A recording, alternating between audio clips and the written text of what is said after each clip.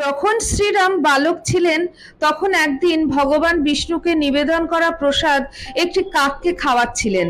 এটা দেখে মাতা কৌশল্যা বললেন, পুত্র, এটা ভগবান বিষ্ণুর প্রসাদ, এটা এঁঠো করো না। তখনই মাতা কৌশল্যা অলৌকিকভাবে চারিদিকে শ্রীরামেরই বালক রূপ দেখতে পেলেন। যেখানেই তাকাচ্ছেন সেখানেই শুধুই শ্রীরাম।